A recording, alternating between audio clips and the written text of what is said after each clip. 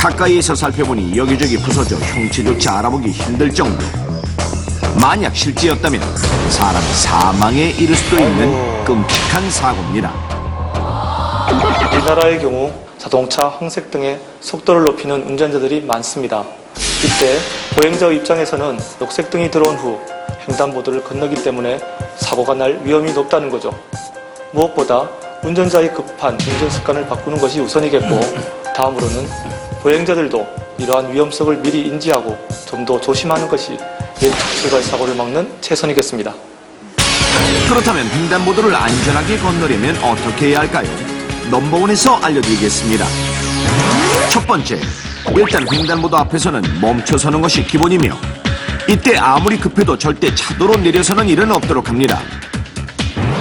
두 번째, 보행자 신호등이 녹색 신호로 바뀌더라도 여유 있게 마음속으로 3초 정도의 여유를 가진 후 건너도록 하고, 세 번째, 횡단보도를 건너기 전 차가 진입하지 않는지 왼쪽을 먼저 확인하고 오른쪽을 살핀 후 마지막으로 전방을 주시하며 건넙니다. 네 번째, 우회전해서 횡단보도에 들어서는 차량과 되도록 멀리 떨어질 수 있도록 우측 통행을 하도록 하고, 다섯 번째, 아이들과 동행하는 경우라면 아이들이 돌발적으로 뛰어나가거나 서두르지 않도록 잘 살피도록 합니다. 그리고 운전자의 경우 황색 신호에 무리하게 속도를 높이지 말고 다음 신호를 기다리는 여유를 갖는 것이 나와 보행자의 안전을 지키는 최선임을 꼭 기억하십시오.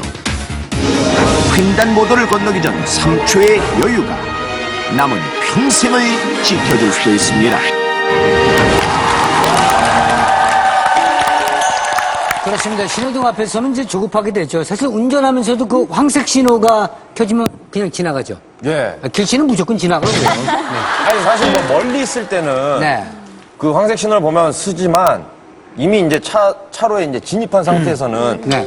조금이라도 빨리 가게 되죠. 그렇죠. 지나가야 되니까. 그렇죠. 예. 특히 반대쪽에서 내가 타야 하는 버스가 올 때 네. 빨리 바뀌면 막 뛰어가려고 하잖아요. 네. 조심해야 돼요. 굉장히 위험하죠. 횡단보도 네. 무단횡단 그렇게 하시는 분과 결혼하지 않을 거예요. 옛날부터 생각을 하고 있었습니다. 아, 어렸을 그래요? 때부터. 이상형은 교통법규를 잘 지키는 남자. 네, 그리고 쓰레기를 안 버리시는 분. 선 보러 가자마자 네. 횡단보도는 잘 지키고 계십니까?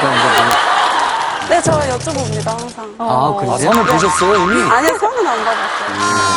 귀신은 절대 안 되겠네요. 제가 그렇게 보여요?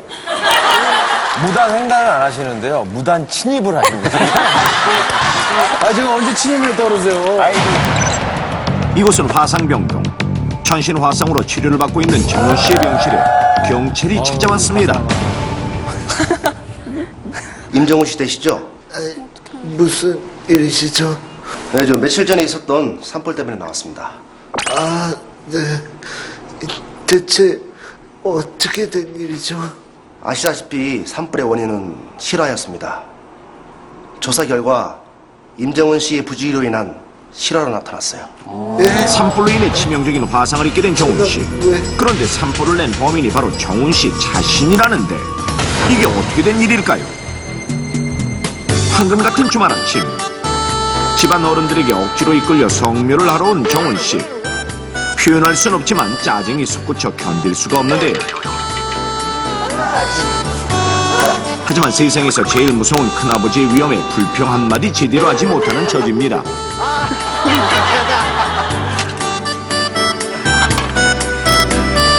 산소에 도착하자마자 무성하게 자란 잡초와 어지럽게 널린 나뭇가지를 정리하는 일은 일행 중 막내인 정우 씨의 몫. 제일 힘든 거는. 뭐하냐?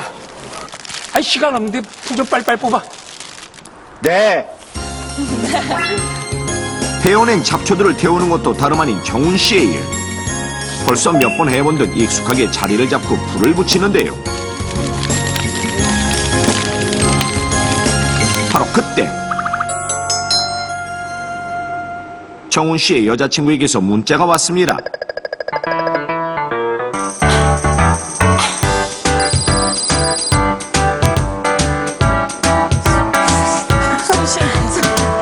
수신에다가 메시지를 쓰시는. 성묘를 하러 오느라 여자친구와의 약속을 깨야만 했던 정훈 씨. 하지만 딱히 불평할 데도 없는 처지다 보니 절로 담배 생각이 간절해지는데요. 하지만 어딨냐? 아이, 예. 큰아버지의 등장에 그마저도 여의치가 않습니다. 어허, 너 우리 선산 다 태워먹을 작정이야? 불부터 꺼야지. 아이, 네.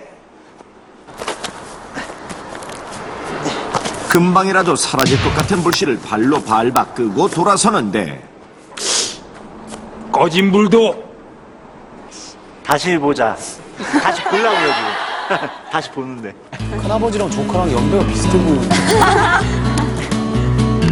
정훈 씨는 조금 남아있던 생수통에 물까지 부어 남은 불씨를 껐습니다.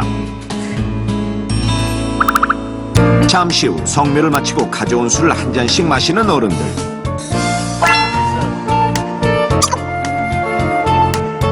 정훈 씨도 어쩔 수 없이 술잔을 받긴 했는데요. 하지만 여자친구와 약속을 한 정훈 씨. 눈치를 보다 몰래 술을 버리는데 성공했습니다. 빨리 정리하고 가자. 바람도 불고 추워질 것 같아. 네. 좀 전과 다르게 행동이 빨라지는 정훈 씨. 큰아버지의 불호령이 떨어질까 향끝을 풀어뜨리는 것도 이번에는 잊지 않습니다. 얼마 후 정리를 끝내고 산을 내려가려던 그때 아, 뭐야 이거? 뭐야? 한순간 짙은 연기가 시야를 가린다 싶더니 어디선가 귀신처럼 나타난 불길. 도대체 어디서 나타난 불인지 고민해볼 사이도 없이 모두 황급히 진화에 나섰습니다. 하지만 강한 바람과 주변의 마른 잎들까지 더해 속수무책으로 불길은 번졌고 엎친 데 덮친 격으로 정훈 씨의 옷에 불이 옮겨붙으면서 결국 전신에 2, 3도의 화상을 입고 말았던 것입니다. 보시다시피, 전 피해자라고요. 임정훈 씨가 그날 바로 산불의 원인이었어요. 그럼, 전 이제 어떻게 되는 거죠? 가족 소유의 산이더라도 자산자가 많고 피해 면적이 커서 이 경우 3년 이하의 징역이나 1,500만 원의 벌금형에 처해질 수가 있습니다.